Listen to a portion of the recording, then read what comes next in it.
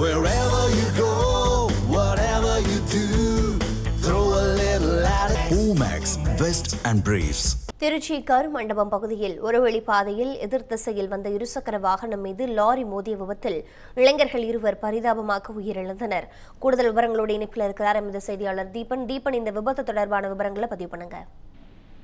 வணக்கம் பிரீதா. திருச்சி மாநகர் பகுதியில் இருக்கக்கூடிய கருமண்டபம் பகுதியில் எப்போதுமே ஒரு பரபரப்பாக இயங்கக்கூடிய ஒரு பகுதி. அந்த பகுதியில் கல்லூரிகள் மற்றும் பள்ளிகள், தனியார் பள்ளி, அரசு பள்ளி என தொடர்ந்து இயங்கி வருகிறது.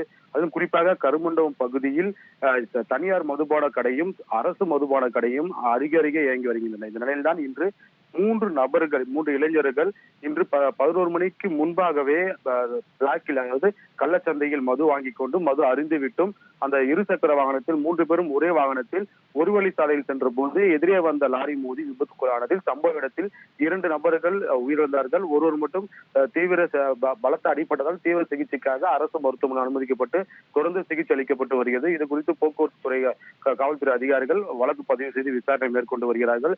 முதல்கட்ட விசாரணையில் இவர்கள் மது அருந்திவிட்டு மது வாங்கி கொண்டு வந்ததால், அது ஒரு வழிசாலை வந்ததால் இந்த விபத்து ஏற்பட்டதாக காவல்துறை தரப்பில் முதல்கட்ட தகவல் வெளியாகியுள்ளது. அது மட்டும் இல்லாமல் இவர்கள் மூவருமே ஒரு உணவு கடையில் வேலை பார்ப்பவர்கள். இந்த 11 மணிக்கு முன்பாக கள்ளச்சந்தையில் மது அருந்திவிட்டும் மது வாங்கி கொண்டும் மிக வேகமாக சாலையை கடக்க முயன்றதால் இந்த லாரி மோதி விபத்து ஏற்பட்டதாக காவல்துறை தரப்பில் முதல்கட்ட தகவல் வெளியாகியுள்ளது. மேலும் இந்த விபத்து குறித்து காவல்துறையினர் தீவிர விசாரணை மேற்கொண்டு வருகிறார்கள். விவரங்களுக்கு நன்றி தீபன். தமிழ் ஜனம் சேனலை சப்ஸ்கிரைப் பண்ணாம பார்த்துட்டு இருந்தீங்கன்னா மறக்காம சப்ஸ்கிரைப் பண்ணிடுங்க.